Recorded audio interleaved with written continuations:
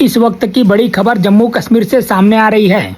उमर अब्दुल्ला के मुख्यमंत्री पद की शपथ से चंद घंटे पहले सरकार में भागीदारी को लेकर कांग्रेस ने बड़ा फैसला लिया है। कांग्रेस जम्मू कश्मीर की उमर अब्दुल्ला सरकार में शामिल नहीं होगी। कांग्रेस आला कमान ने तय किया है कि वह नेशनल कॉन्फ्रेंस की सरकार में शामिल नहीं होगी। कांग्रेस से मिली जानकारी के मुताबिक हालांकि पार्टी बाहर से उमर सरकार को समर्थन देगी।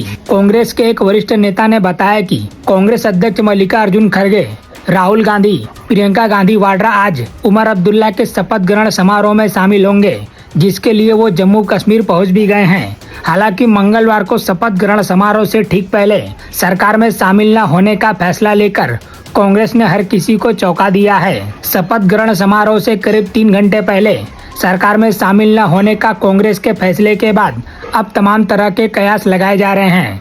वहीं सूत्रों का कहना है कि कांग्रेस उमर अब्दुल्ला सरकार में सिर्फ एक मंत्री पद मिलने से नाराज है।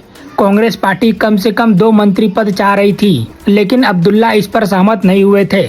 जम्मू कश्मीर विधानसभा चुनाव के ऐलान के बाद प्रदेश में नेशनल कॉन्फ्रेंस और कांग्रेस ने गठबंधन में चुनाव लड़ने का फैसला किया। 90 में से 83 सीटों पर दोनों के बीच गठबंधन हुआ। वहीं 7 सीटों पर दोनों पार्टियों ने अपने उम्मीदवार उतारे।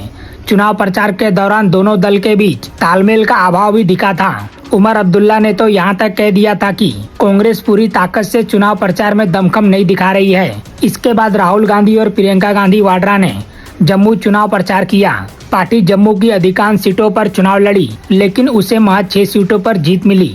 वहीं घाटी में भी उसका हाल कुछ ऐसा ही रहा। नेशनल कॉन्फ्रेंस प्रदेश की 42 सीटों पर जीत दर्ज की, जबकि कांग्रेस को सिर्फ 6 सीटों पर जीत मिली। फारूक अब्दुल्ला शुरुआत में ये मानकर चल रहे थे कि प्रदेश में इस बार कांग्रेस दमखम में चुनाव लड़ेगी, लेकिन ऐसा नहीं हुआ। यही कारण है कि एनसी ने कांग्रेस को रिजल्ट के बाद खास तरजीह नहीं दी। खबरों की माने तो कांग्रेस जम्मू कश्मीर में खुद के प्रदर्शन से बेहद निराश है। 2014 के चुनाव में पार्टी दहाई के आंकड़े पर थी, लेकिन इस चुनाव में सिर्फ 6 सीटों पर सिमट गई।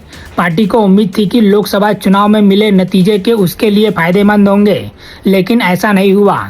जम्मू की अधिकांश सीटों पर बीजेपी से मुकाबला होने के बावजूद उसे करारी हार मिली। एक और वजह गुलाम नबी आजाद का पार्टी में नहीं होना है। गुलाम नबी आजाद ने राज्यसभा का कार्यकाल पूरा होने के बाद कांग्रेस से नाराज होकर इस्तीफा दे दिया और खुद की पार्टी बना ली।